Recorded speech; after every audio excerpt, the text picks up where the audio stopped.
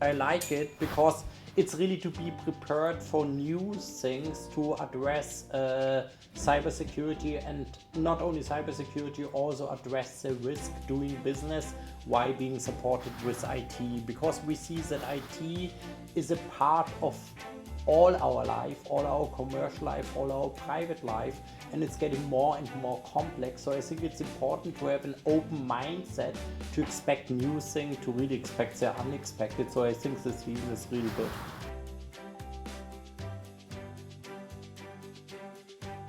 It could be positive or negative for security. It really depends on how we handle it.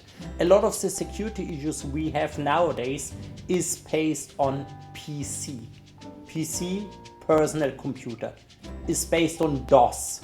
And our nickname, for us geeks who have seen the goal of it, actually DOS was dirty operating system, because out of the sudden it moved from mainframe, from something was structured with proper rights, to your personal PC where you could do everything, and this created a lot of issues.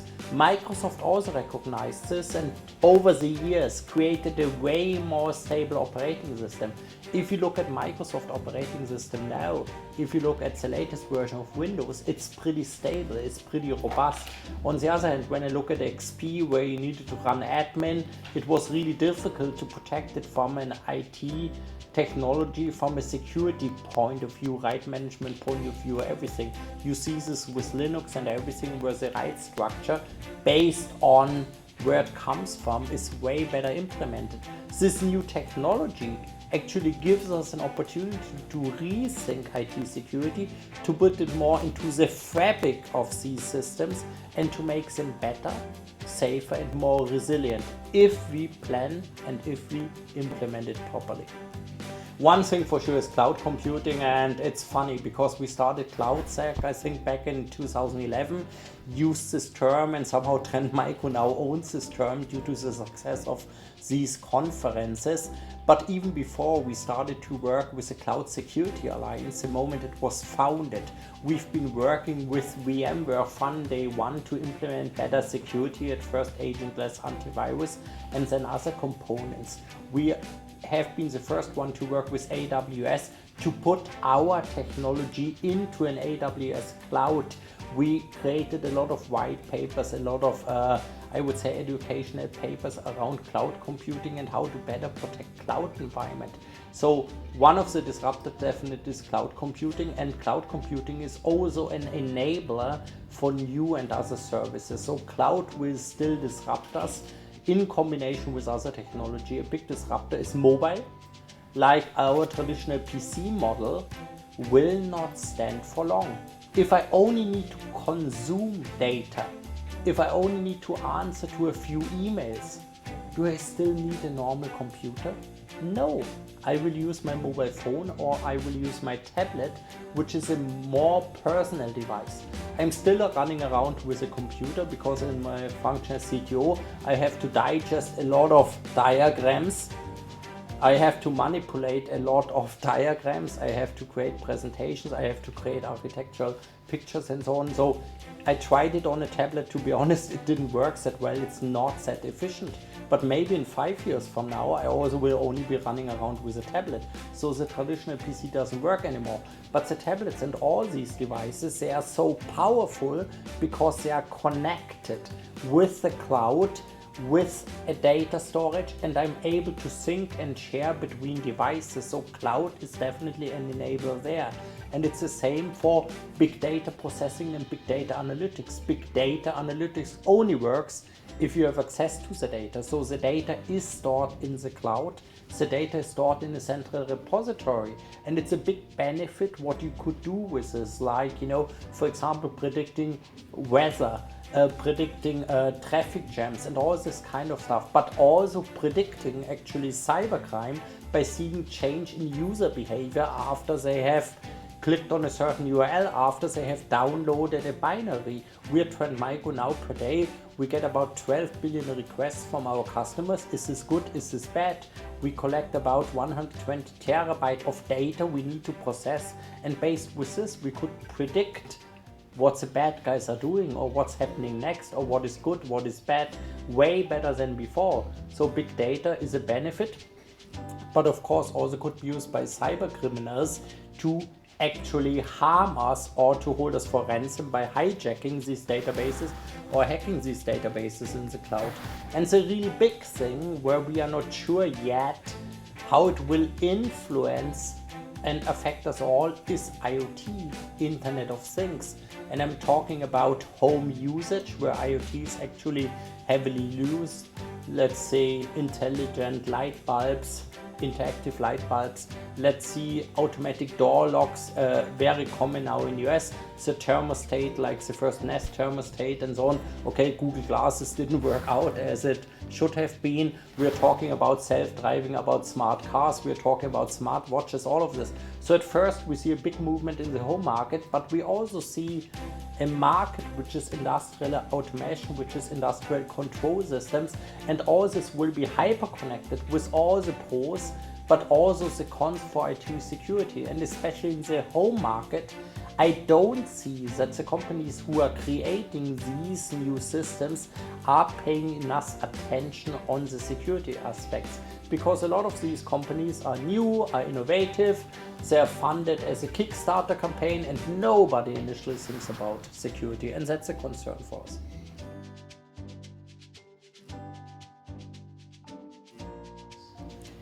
Actually, it's a business model, it's a proven business model by the attackers, so I would say it stays the same at a very sophisticated level. And I'm not saying a sophisticated level from type of attacks. A lot of security companies are talking about, 0 days, about the next big thing, and I would say sometimes hype it, that everything is an APT, an advanced persistent threat. Actually, we don't see that many APTs, and APTs only are affecting a certain group of users, which could be states, which could be sophisticated target, industrial giants, which are spied on by another state or by a huge competitor. Most of the attacks actually are just targeted attacks where they use social engineering to get into your corporate environment and then steal data. And to do this, they don't need sophisticated malware. They just use toolkits they could buy for a few $1,000 in the underground. So it's getting, I would say, sophisticated and more sophisticated from the social engineering level. You will receive something which definitely looks like it comes from your bank. With your username, with your birthday, it will look like it comes from eBay and ask you to reset your password, or from PayPal and so on. It really will look like it is a legitimate email, and you will be fooled to click on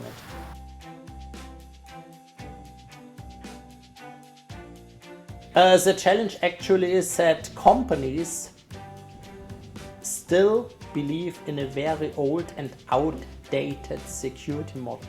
They believe that they need to protect their intranet from attackers coming from the outside.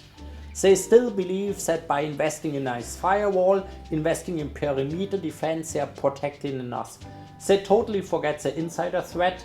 Edward Snowden was an insider grabbing this information. A lot of recent cases have been based on an insider or based on an employee who did this on purpose or who just was not careful.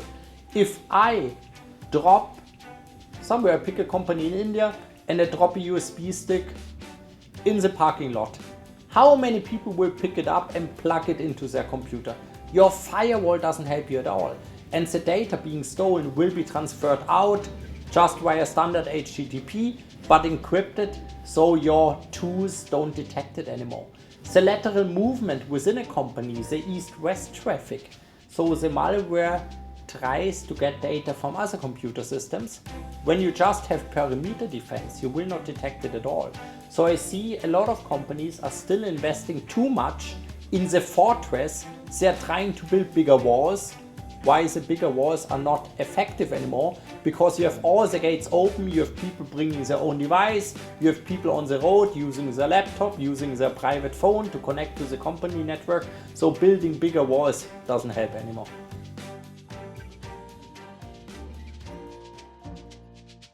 Of course, you always have to have a layered approach because, again, don't put all your eggs in one basket. That's what I would say, how you store data, how you process data and so on.